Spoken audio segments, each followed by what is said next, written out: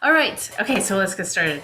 One thing that I would love to know that will help me when talking about friendships today is how old your kids are. So if you can drop that into the chat box, that's good for me to know if we're primarily elementary or middle school, high school. Um, it's just helpful because it's a little bit different on the friendship front. There's a lot of stuff that is relevant for all of the ages, but some of it is relevant just for the littles or the bigs. All right, 15, 17, 11, 9, just about to start high school. Congratulations, that's big. 14, okay, great. Okay, so it looks like we have, okay, 7 and 8. So we do have, okay, 7-year-old goddaughter. All right, so we have mostly middle school and high school, but young ones too. So as we go, if questions come up specifically about the age for your child, please don't hesitate to ask. I will be watching that. And Anu and Val are here too to kind of back me up and make sure that I don't miss anything as we go. So, okay, friendship prep. This is what we're here for today. And it's an interesting thing because we can't do this for our kids. It's an area that we just can't jump in and say, let me fix all this for you. So we are doing this as a midsummer parent chat because we just can't wait for the fall for this particular topic. What we found is that, or what I found through research and through talking to lots of teens and parents, is that the first 3 weeks of school are so critical to making new friends and to kind of setting the friendship patterns for the year. So if we were to do this in late September, for instance, it might feel like, oh, we've missed that window. So that's why we're doing this special presentation in July. There's a lot of patterns that are formed, like who they're going to eat lunch with, who they're going to play with at recess, what clubs they're going to do, who they hang out with before and after school, who they walk with in the halls. A lot of that stuff happens in the first 3 weeks. Even the first day of school is very critical. So we just wanted to make sure that you have the tools to prepare your child for the next school year. So it starts with you having this information and then finding a way to bring your child into the conversation and helping them to prepare both with the skills, also the mindset. There's two pieces to this, and we want to make sure that you have that so you can pass it along to your child. Now, heading into the new school year, as you can imagine, like think back to when you were a kid, there was an excitement, right, about starting the new school year, but anxiety and stress and excitement sit very close together on the feelings. And we can either feel those nervous, like energy in our body as excitement, or we can feel it as anxiety. And as many of you probably know, these days, a lot of those feelings are interpreted as anxiety. So we want to make sure that as your child is feeling that anxiety, those butterflies in their stomach, that we are able to create a little bit more of a plan. I call it a friendship plan because the uncertainty is what really creates that anxiety. So we can't tell them everything that's going to happen, but if we give them the skills, it definitely helps. So heading into the new school year, it really is, for some kids, it really sparks their anxiety, especially if they've been over the summer able to relax and just be themselves, not worry about all the social stuff. The new year is just big, the beginning of school. There's a lot of new possibilities. We see that, and they usually see that too, right? But it's such a minefield of uncertain social interactions. That's really more than the academics for most kids. It's the social piece that really causes a lot of anxiety. So what do they need? It can be boiled down to 4 areas for us as parents as we are supporting them, right? So first we need to listen to them. Listen to their concerns, listen to the things they're excited about, and just be there with them. We can validate their feelings, whether it's the feeling is of excitement or anxiety. We can validate those feelings without saying, without kind of adding to it, right? We don't have to jump in with them if they're anxious. We don't have to jump in if they're feeling like it's going to be a horrible school year, but we can say, oh, I understand that feeling. You can say that sucks is a thing that you can kind of, for the older kids in middle school and high school, that kind of just sums it up for them. Doesn't mean you have to say it's, a doomsday, it's going to be a horrible year. You're just listening and you're validating feelings.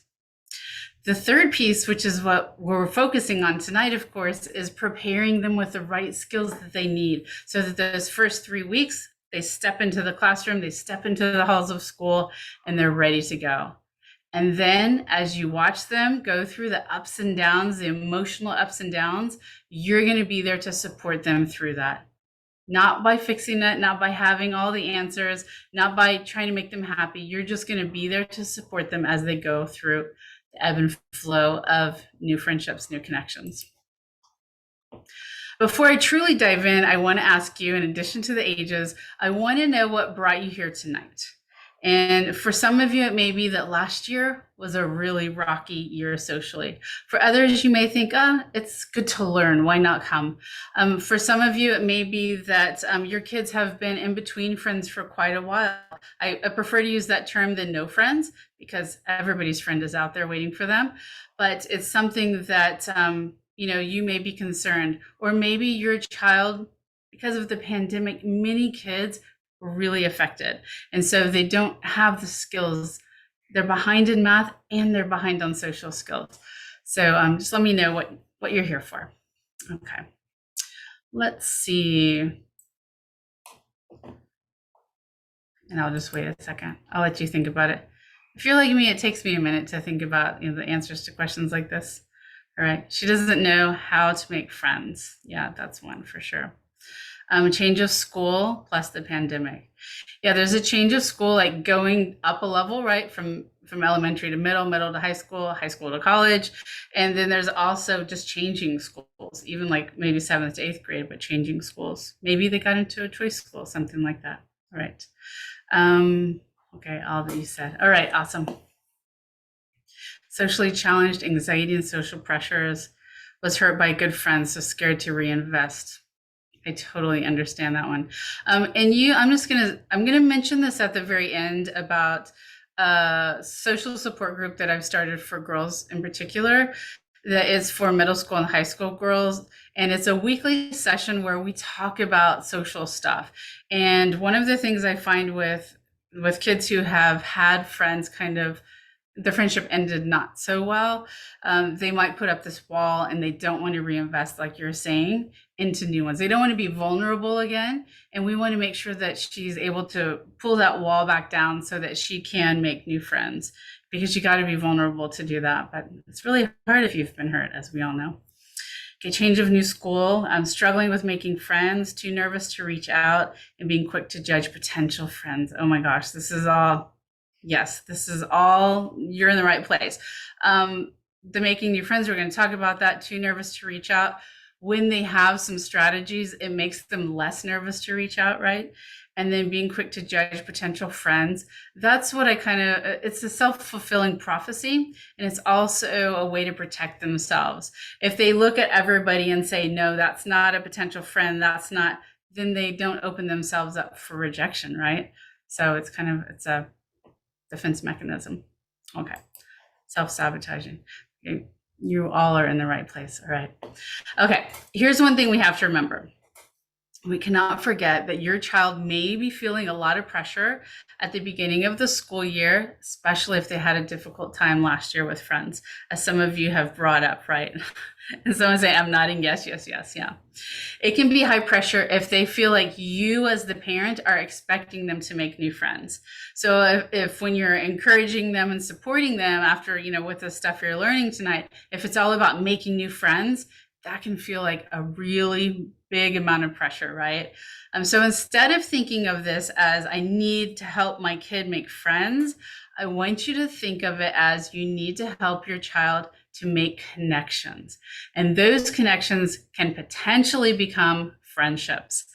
It really is a way that I work with kids to say, you can't control what the other person does, but you can control that you are going to reach out and connect to the people around you. Beyond that, it's out of your hands.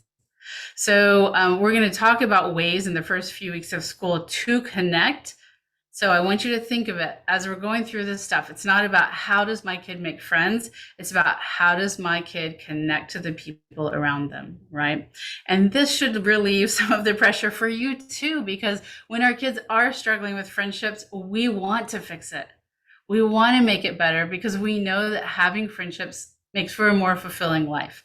But we're going to take that pressure off of our kids and ourselves. We're going to think of it as connecting to the people around you. Okay. Now, as you're working with your child to prepare them for the next year, keep in mind that it's best to encourage and advise rather than lecture. You all have a ton of wisdom, right? You've hopefully learned a lot over the years of how to make new friends or make connections, right? But we have to also remember our kids are on their own journey. They don't have the years on the planet that we do, and they don't have the wisdom yet. And they have to go on this journey to collect the wisdom into their own backpacks, right? We can't pack their backpacks with wisdom for them. They have to do it themselves. So when your child is pushing you away, because they're going to, because they want to, and they should gain independence. And the thing is, lectures just aren't as effective. So we have to use the idea of encouraging and advising only when they will accept it, as a way to be more effective in supporting them through these connection things, these friendship issues. So encourage them to experiment, to gather their own wisdom, to venture out into the world, and then offer advice when they're receptive. And when I say when they're receptive, it means when they're not in a heightened emotional state. And the best thing to do is to say, I've got some advice. Are you interested in it? Or I've got some ideas. Are you willing to hear them?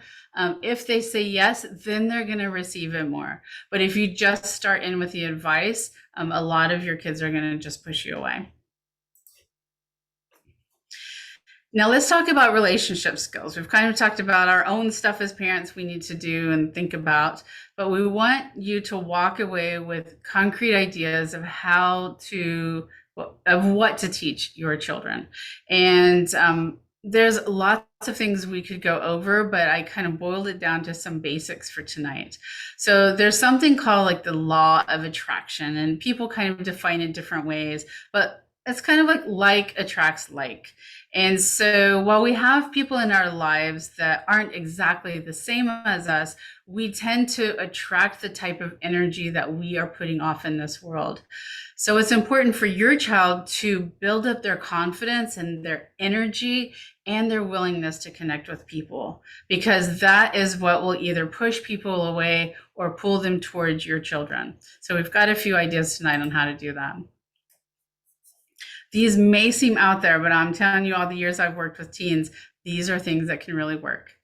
So one idea is to have your child wear or have a piece of clothing or an item that represents something they're interested in. So one thing from this summer that is so many people are talking about is the Taylor Swift concert tour, right? So a lot of people went to this Taylor Swift concert, but not everybody did, right? But if your child, for instance, was a Taylor Swift fan, they could wear a Taylor Swift t-shirt. It is a topic of conversation. So even if your kid is shy, this works really well, because if they're wearing a Taylor Swift t-shirt, somebody over here is a Taylor Swift fan, and they may say, hey, did you go to the concert? It's okay if your child says, no, I didn't get to go, but that starts a topic of a conversation that is based on a similar interest, right? Or somebody makes fun of them. Either your child can play off of that and be okay with it, or maybe your child's like, yeah, okay, so this is not a friend of mine because I'm a total Taylor Swift fan. So, but that can really help. Same thing if they are into video games, if they are into a certain band or a certain movie like the Marvel series. Really think about what do they have that represents that, and what can they bring to school that would kind of show that to the world, whether it's a pen on their backpack, it's their water bottle with stickers on it. Really, this is a fun one. You can really think of a lot of ways to bring this in. And it's not something that's scary. If your kid is shy, this is super easy for anybody to do, right? Okay, the second thing is share something. Sharing candy. What kid doesn't like candy? In elementary school, you probably can't get away with this most of the time. Middle and high school, it depends on the rules in your kids' classrooms. But if they think about bringing something that's inexpensive, right, like Skittles or I don't know. I don't know what they're eating these days. There's so many different things, but just think of something that is easy to share. Because if your child is sharing candy with their neighbor and somebody else sees it, they're very, Takis, thank you. They're very likely to say, hey, can I have some of those? It's a really easy way to get people to come to you versus going out the other way. And also, if you're sharing your pens or, stickers, things like that. See, when my older one was in elementary, he carried his Pokemon cards. Yeah. And that always attracted the other kids. Yeah. And Pokemon cards have made a comeback for all ages. I don't know if you know that. But yeah, my kid was just going through them. Who was 23, was just going through her Pokemon cards. And so was my 25-year-old. So, but yeah, something as easy as Pokemon cards, you get them out, you're looking at them, and people might say, hey, which one is your best one? Or again, it attracts the people that have a similar interest. So that's already big bonus points in making connections that could be potential friends.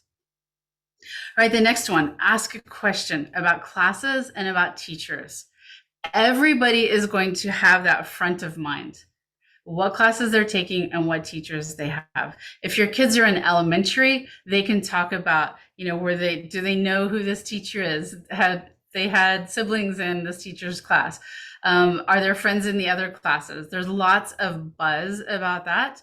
And they can talk about their like their choir teachers and all of those things. So this is a super easy thing to talk about for anybody the first day of school, but the first few weeks as well.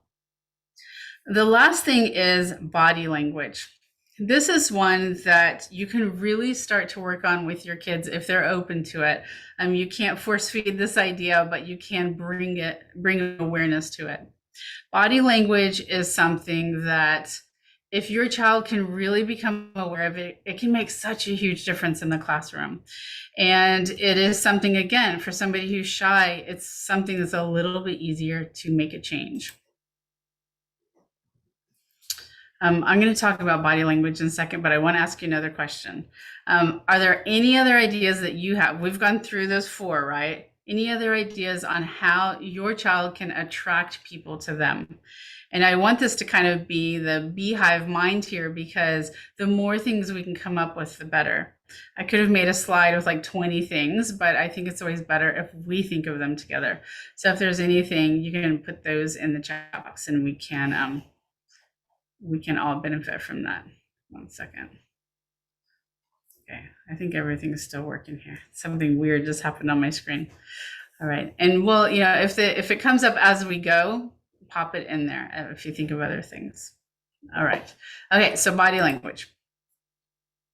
If you just look at these 2 different kids here, the one on the left, he's looking up, his eyes are open, nothing's in his hands, he's not busy doing anything, his arms aren't crossed in front of him. He looks like someone who is more ready to talk to someone, right?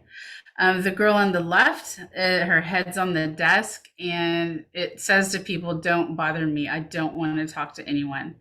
So these are a little bit on the extremes, but ask your child how they can sit in their desk or sit at their table or sit at the lunch table and be open. How can they signal that they are open to connecting to others?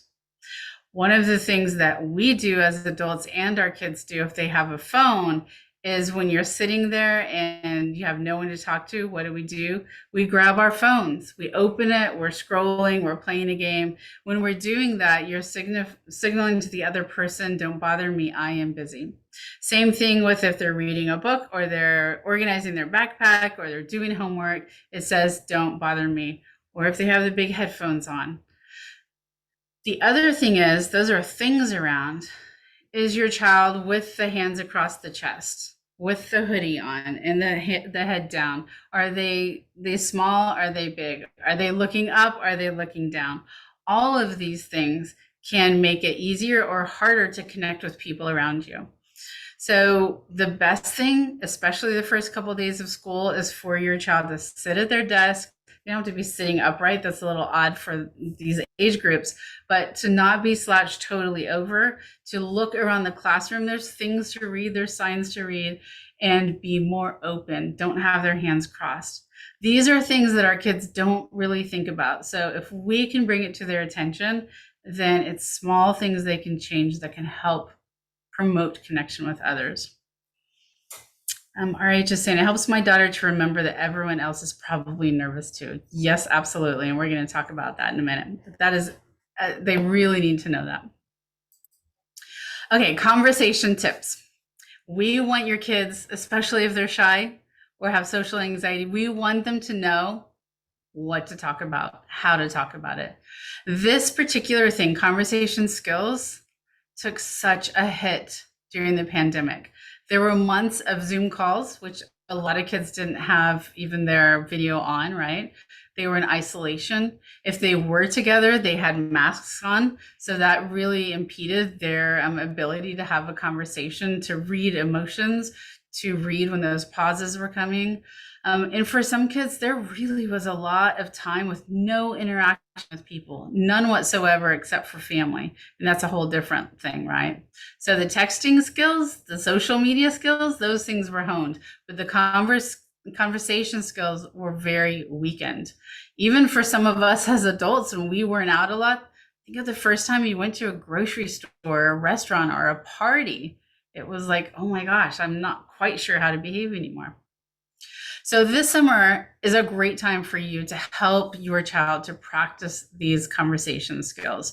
So whether you're with family, like a family gathering, if you're with friends of the family, if they're with friends, if you're at a restaurant, a grocery store, a theme park, let your child do more of the talking than normal. If they're going to go to a restaurant, have them order.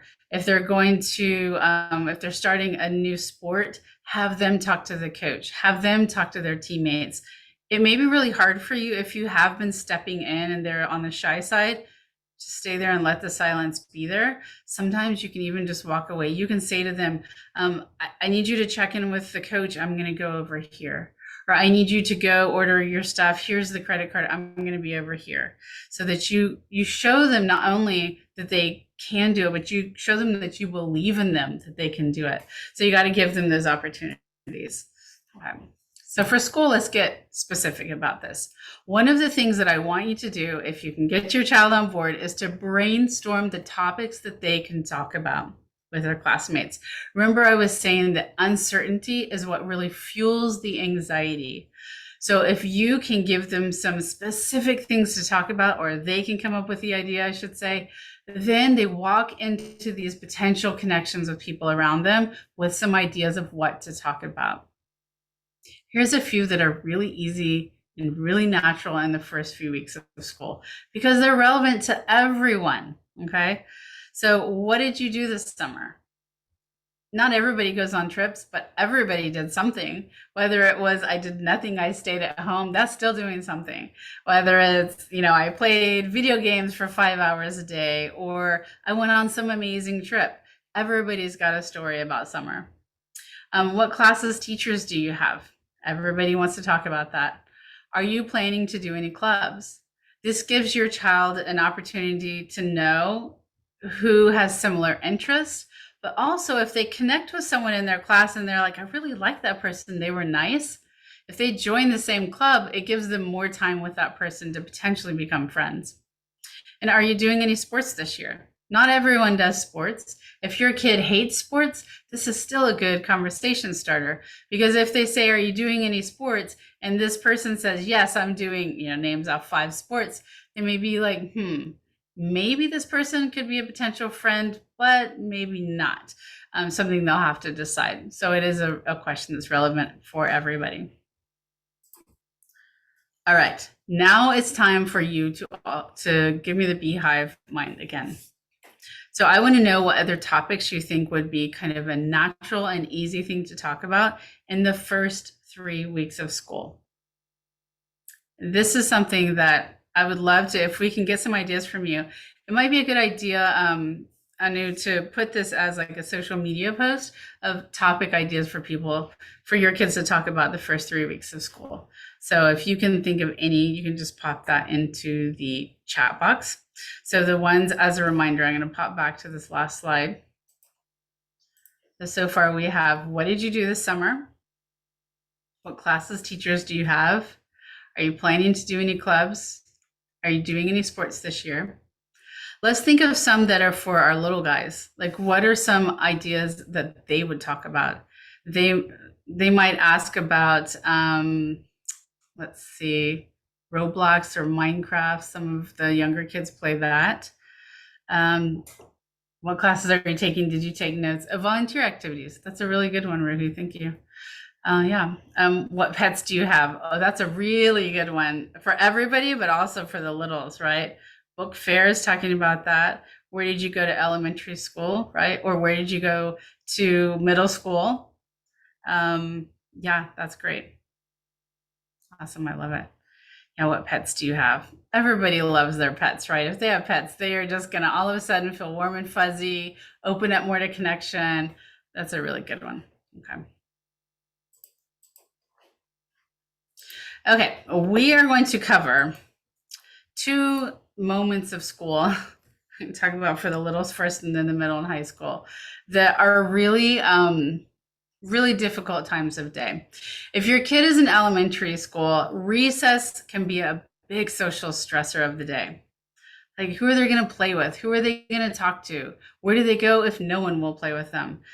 It's important for you to talk about this. If your kid is in a situation where they don't have friends in school or they've had a difficult year last year, talk about recess before the first day of school, especially if your kid is socially anxious or shy. Ask them how they would ask someone if they can play with them. Give them the words that they can use, or have them brainstorm the words. So they might say something as simple as, hey, do you want to play basketball with me? And then also teach them what to do if the person says no. If the person says, no, I don't want to play basketball, they can follow up with, is there something else you want to play? Something else you'd like to play? So the rejection is okay and normalized. And then they might say no to that. And then that's okay too. Now you can also say, how would you ask if you can join a group that's already playing something? That might be, do you have room for one more, or can I play 2? And again, if they say no, what's your follow-up? You could say, that's too bad, maybe tomorrow. Something super simple. It's also a great idea for them to start asking about recess even before they get out to recess. Because if you've ever watched kids on the playground going out to recess, there's either the kids who already have their group and they run out really fast, and there's the kids who kind of walk out slowly and they're looking around, scanning, where do I go? Who do I talk to? And it's a very stress moment of the day. So teach your child to ask in the morning before they go out to recess, to ask people, hey, what are you going to do at recess? Do you want to play basketball with me at recess? Do you want to play hopscotch or whatever it is that they're into? Have them practice those words. And again, it's important to normalize that there may be rejection. You're not going to use that word, but let them know some people may say no, and that's absolutely okay. But if you don't ask, you don't know. And the only way you're definitely not going to get them to say yes is if you never ask. So start creating this mindset of, it's all right if they say no. Now on to the time that is the biggest social stressor for our middle and high schoolers, and that is lunchtime. This can be an extremely difficult time.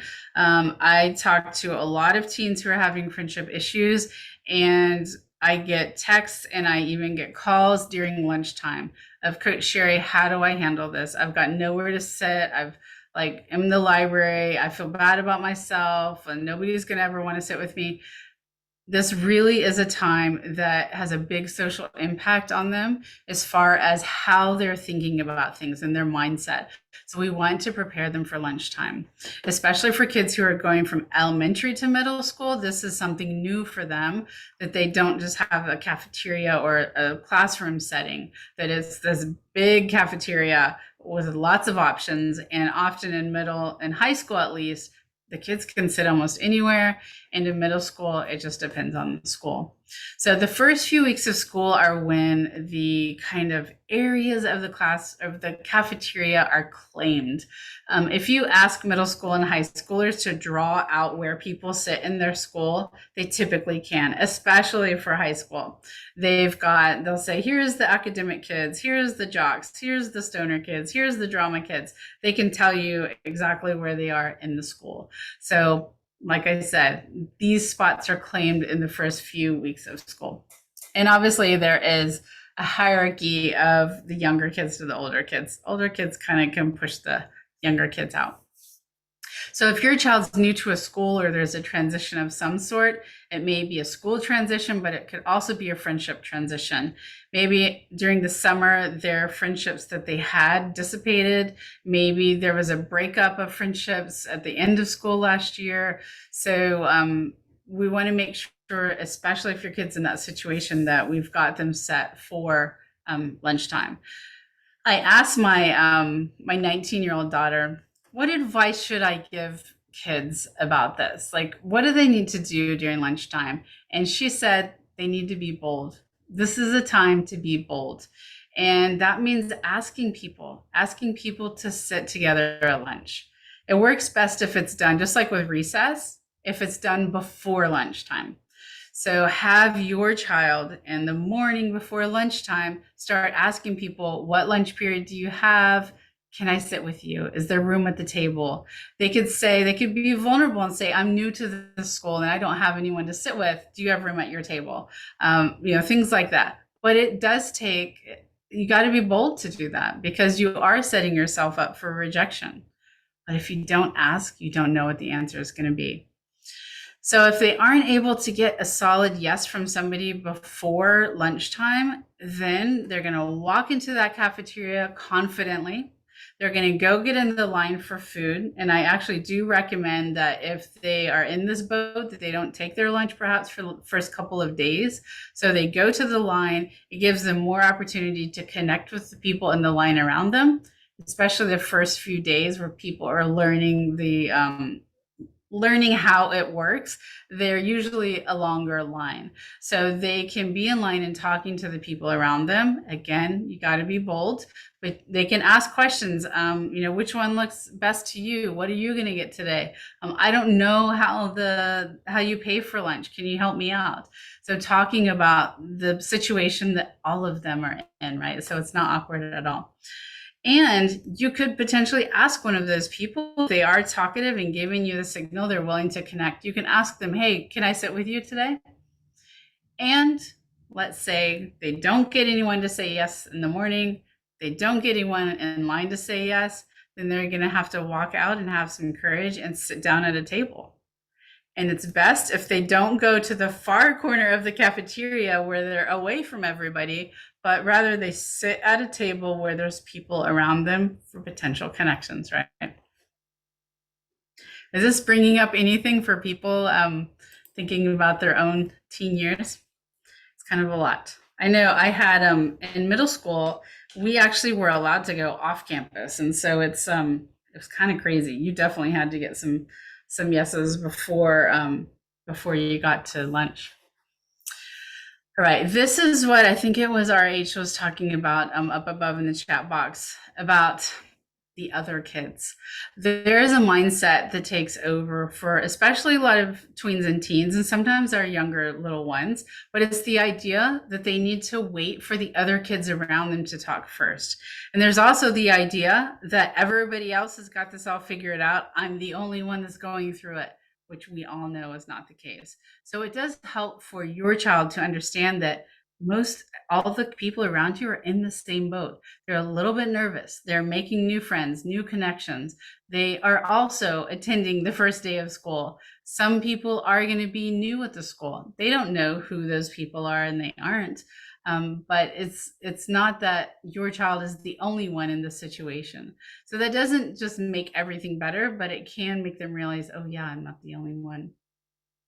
And the Friendship Circle, which is a support group that I run for girls, we talk a lot about this, kind of the mindset of how they think about the other kids. So there's an example that happens quite often. When I ask someone, who'd you talk to today at school? They might say, no one talked to me. And I always have to laugh and ask them, did you talk to anyone? And 9 times out of 10, they say no. So they are in the mindset of they need permission to talk to that other person. They need that person to talk first in order for them to then respond. And when we can tell our kids, no, everybody's waiting for someone to talk to them, then they can begin to feel like they're doing people a favor, they're spreading kindness by talking to people around them. And the first week of school, there's a ton of kids that have this mindset of, I just need to wait for someone to talk to me. And so your child, if they can be bold and get up the courage, they can be that person to break the ice at their group table, or the people around them in their classroom, or the people at lunch, or the people in the line, to say, we don't all have to be silent here. We don't have to wait for permission to speak to each other. We can all make the choice to connect with each other. And a lot of times when you've got that person that does talk first, the other kids are so relieved. It's like, oh my gosh, we don't have to just be here sitting here silently. Especially the table groups where they're all kind of looking at each other. It can really be great when one of the kids actually talks. All right. Angela says that she asks her daughter to give at least one person a compliment a day. Yeah, that's great. It's, we're talking about giving them specific things. And that is something that they feel like they're doing something good. They don't need permission for it. And the only thing I would say with that is add on to that give someone a compliment and don't worry about what they say back. Some kids are going to be kind of like, oh, I don't even know what to do with that. It's kind of hard to take compliments sometimes. I work on that myself. But so, yeah, just tell her, give a compliment a day and don't worry about the other person's reaction. It's a great idea. Right. Here's a few things that I think it's important to avoid. When you're giving your child advice, we have to remember they are kids, they're not adults. So making friends is different. It's a different environment. There's a different set of rules, is all I can say. So be really mindful of the advice that you're giving them. All right. So the first thing is just saying to your kid, just talk to someone. Now you're probably thinking that completely contradicts what I was just saying. But when you have just talked to someone in a bubble, that's the only thing you're giving to your kids, it makes it seem so easy. And to them, it's like, Mom, Dad, you don't get it at all. But when you're telling them, talk to someone, encouraging them, giving them the skills to do that, the conversation skills, is completely different. So, and also this one, I hear this from a lot of kids who are having friendship issues. When their parents will say, just talk to someone, they feel this huge sense of failure. They feel like, oh, my parents think I'm doing this all wrong. Or if I just talk to someone, I would make a new friend. It would be that easy. So we have to just be mindful about using this phrase. Doesn't mean we can't encourage them to talk to people, but it's not a standalone comment. Just introduce yourself. This is an interesting one. Kids don't introduce themselves. We might be, as adults, if we went to a conference, let's say, you would go to a table, you might say, hi, my name is Sherry, I'm with TeenWise. And in the teen world, if you do that, people are going to look at you like you are really weird. Why are you introducing yourself to me? Add a handshake and forget it. Half the people aren't going to talk to you again. So the way that it actually works in even the little kid world too is you go up, you have a little bit of a conversation interaction about something, and then casually you drop your name. So it's backwards from how a lot of adults would do it. You start out with connecting and then, oh, by the way, my name is Sherry. And that's how it would go. So we have to be careful with the just go introduce yourself to people. The next thing is you have nothing to worry about. We say this because we love our kids and we care about them. We don't want them to be anxious and worried about the first day of school or about making friends or about making connections. But when we say this, they take it as you're minimizing what they're going through. Because they're like, yeah, I've got a lot to worry about. I don't know if Johnny's going to talk to me. I don't know if Sarah's going to be my friend anymore. I don't know who I'm going to play with at recess or who I'm going to sit with at lunch. So when you say you have nothing to worry about, it's not validating all that they're going through. It's minimizing it. So we have to be careful with that phrase. And then, yes, I'm guilty of that. I can sometimes minimize her feelings when I encourage her to get out there. Yeah. We do that because we care about them, right? Like, oh, that's no big deal. Don't worry about it. Just go do it. So we just have to watch ourselves. And when we become aware of that minimizing, then we can change up our language, and it really adds a whole new layer of support that we can offer to our kids. My daughter has maternal tendencies, so I try to redirect that to reach out to help people. Yeah, that's great. Yeah. If you've got a child who's a nurturer, the person who likes to take care of people, you can absolutely phrase this as you're not trying to make a friend, although they might, but you're trying to support and help people around you. Okay, the last one, everyone will love you. Of course, we want that for our kids. And we think that because we love our kids so much. We see the amazingness. We love everything about them, even though sometimes they drive us crazy. We love them so much.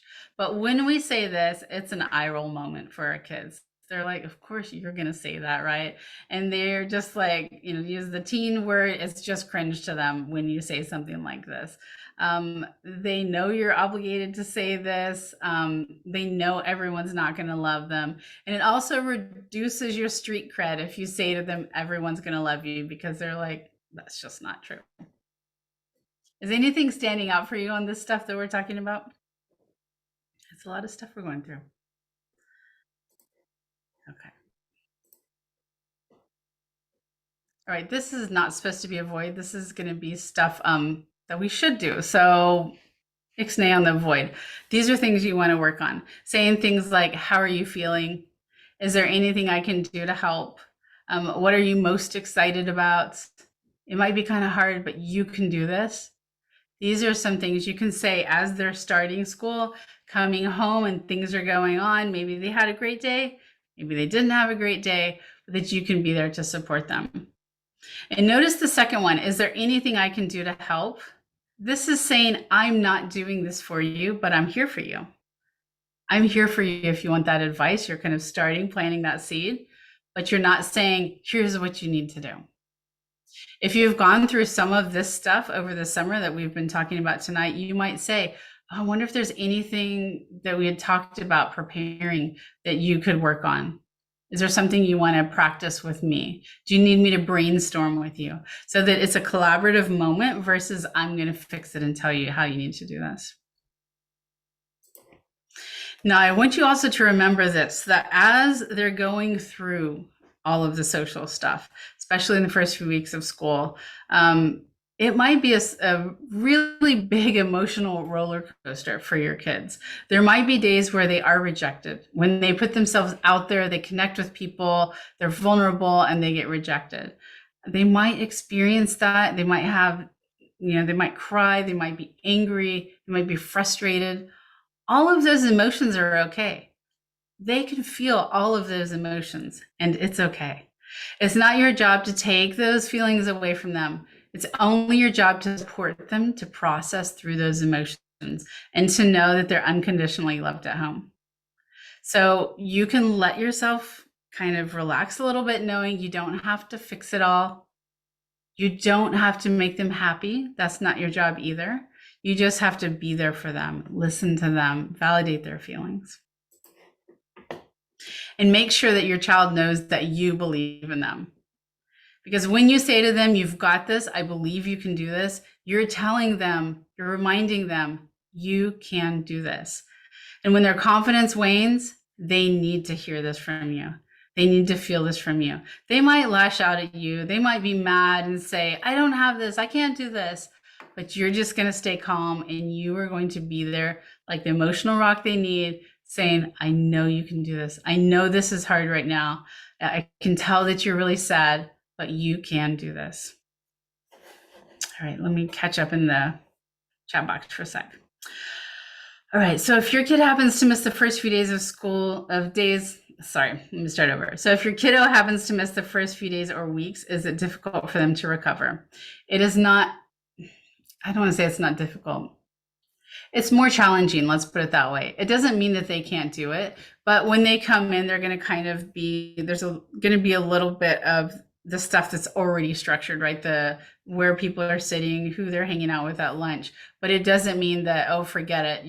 your kid is like not going to have a social life for that year. It just means that they're going to have to really be mindful and aware when they walk in, have this friendship plan, and know that it may just be a little bit tougher. But it may also be a little bit better because kids are not going to be as stressed. You just don't know. You just don't know. But it can be a little more difficult. Okay. We're learning to support social relationships when our children are shy and have a hard time making friends. But what can teachers or adults do to support the other side so that children are more happy to accept others and not just say no, that they can be more accepting of others? Okay. I'm going to table that just for a minute because we are going to, that's actually my next slide. All right. You got this. This is so important. Don't try to fix everything. Yes. I just joined. Is there a recording available? Val and Anu, I'm going to have you answer that. Okay. Oh, you just did. Thanks, Anu. Things to avoid saying, totally agree. I recently told my kids I hate meeting new people. I feel so awkward. I feel myself getting anxious before gatherings where I don't know people, and I'm terrible at remembering names. They found this fascinating and also so funny because I talk to everyone and anyone and always introduce people to one another in social groups. Yeah, that's so great because your kids sometimes, especially if they're younger, when teens not as much, but when they learn about our own struggles and weaknesses, they're like, oh, wow. Especially when you have found methods to overcome them, right? I'm an extreme introvert and extremely shy. And so, but my kids are like, how do you go give presentations and talks and go to conferences? And it's because I come up with my friendship plan. It's not a friendship plan as much, but it's a connection plan. What am I going to talk about? Like, I'm going to New York next week for a conference. I know the people in the group that I'm going with only through Zoom. And so I'm already starting to think, what am I going to talk about when I'm there? Who am I going to have lunch with? How do I set that up? All of the things we're talking about tonight, I still do because I'm shy. And so I need to have these plans, right? Okay. All right. So, I see, Angela. I have taken my daughter to work to observe me when I present or run meetings with people, so she can see that I fumble on my words, get sweaty pits, etc. This is so good, so good. Yeah, we want them to see that we make mistakes or that we have things that are difficult for us, right? Yeah, absolutely. I love it. So we need to start thinking about how can we show that vulnerability to our kids, right? Okay, school support. This goes back to I believe was Melanie's question. Martha, sorry. Okay, so so we can work on things from our side, but sometimes your child might need support at school. It might be that you have recognized these patterns for the past few years, so you know at the get-go your child needs support. It may be after the first few weeks that you're like, yeah, things just aren't working. Maybe after the first week that maybe you need support from the counselor. So reach out to them. And just know that the counselor, just like you, can't fix everything. But sometimes the counselor can work in conjunction with the teacher to make certain arrangements in the classroom. And the best thing is for this to not be like so obvious. So you may have to, I hate to say this, but you may have to ask for that specifically, that please don't make this obvious that there's an intervention for my daughter when it comes to social stuff. Because especially middle and high school, that can be something that really is a negative in the social world. I'll give you an example of how it should not be done, and then we'll talk about some potential ways it could be helpful at the school level.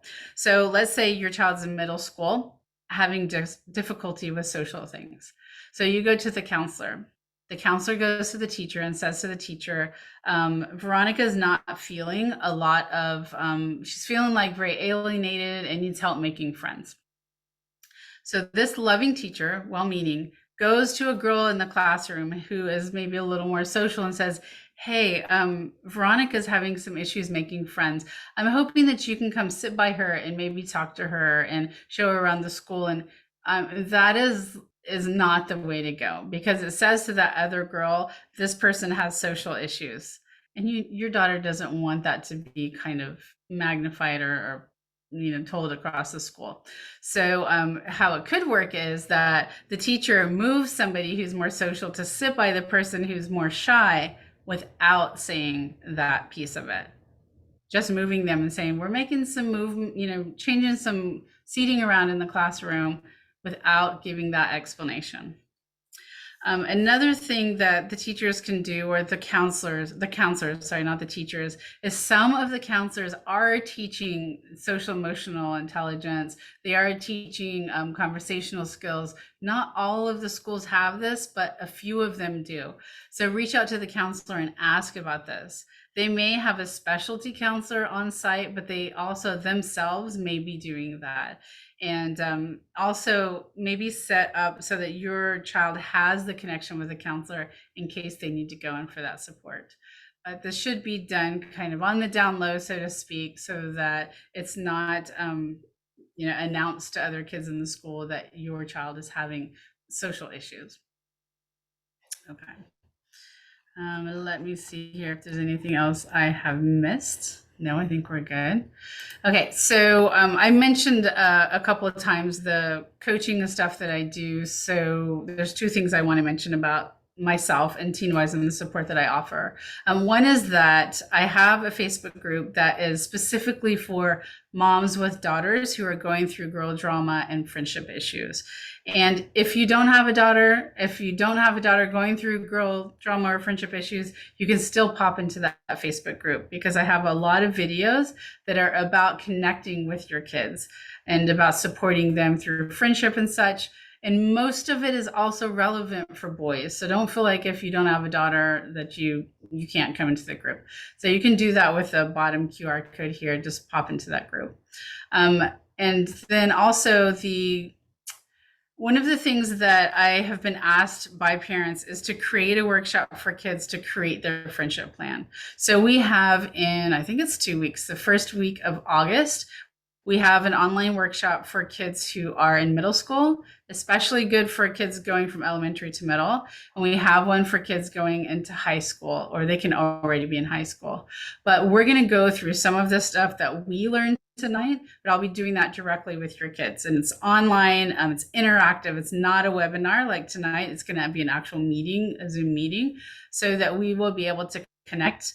The tricky part of that is they're going to have an opportunity to practice these conversational skills and social skills just by being on that call, because I'll be asking them questions, asking them to interact. We may do a breakout room, I'm not sure, because kids not necessarily like breakout rooms, but we're going to go over these things so that your child is going to leave with a friendship plan. They're going to leave thinking about the clubs they're interested in, the topics of conversation, things about themselves that they can bring up. So if you're interested in that, you can just pop onto that, the QR code. And like I said, there's a separate one for the middle schoolers and the high schoolers.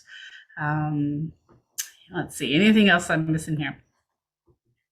I think one thing, I'm going to go into questions. We can ask more in-depth questions if you'd like, but I just want to remind you that your kids, they're going to go through some difficult times and feel these difficult emotions, and it's okay. It's okay. It is building up their resilience. It is giving them an opportunity to learn about themselves. It's giving them an opportunity to learn new social skills and relationship skills and how to navigate those things. And it's giving an opportunity to experience those difficult emotions and understand that they can get past those difficult emotions. They don't last forever. So it's really good for them to understand that. Right. And like I said, I'm going to stay around for questions, but before you pop off, if you can put in the chat box for me just an aha moment or something that you think you're going to be able to use. I always love to hear that. It's very helpful for me when I'm creating presentations for you to know what is resonating with you. The other thing is, if you have ideas for topics for this upcoming year of parent chats, please pop those into the chat as well. Right. Do you have worksheets that kids can do on their own or with parents? Not sure if she'd be willing to do the workshop. Let's see. I don't yet. And I'm actually doing a new certification right now, working on some interesting ways to bring some of this to kids at all ages, but I don't have that yet. I'm so sorry. If she's not willing to do the workshop, you can always contact me about potentially private coaching, and I typically don't do single sessions, but as we're gearing up for the school year, sometimes I will do a special one-off session that's just to create this friendship plan. So, yeah. Okay. All right. Any questions? Like I said, it can be very specific to your family and your child if you have any questions. Help for foster children. All right, Amanda, can you expand on that? Help for friendship issues, social issues? Is there something specific in there? I'll just wait for a second while you think about that. Now, one thing I will say as I'm waiting for your answer to that is I would love to do more of these workshops for foster children. I know that they often are sent to new schools over and over. Keep in mind, all the stuff that we are talking about tonight is the same thing for them. Like, have them think about what are the things they can talk about when they're entering a new school. What are the kinds of friends that they're looking for? Who do they want to hang out with? What clubs can they join that are of interest to them? What are their hobbies? What are things they can have on them that attract people to them, so that other people are asking them questions instead of them having to reach out? And then also, foster kids have been through a lot, so their body language can often show that, understandably, because they're carrying a lot of emotions with them. So if you can work on body language with foster kids, of how to be more open to connection through body language, that can be very helpful for them to make new connections and friends, right? Bye, Angela. Thanks for coming tonight. Appreciate it. Okay. All right. Got it, Amanda. I hear you.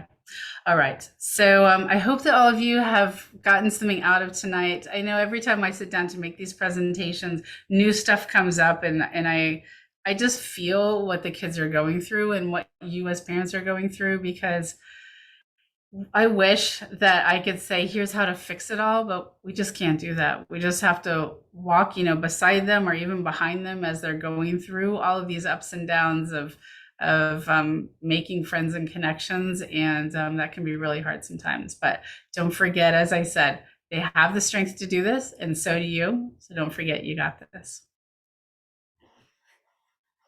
All right, everyone, have a fantastic evening.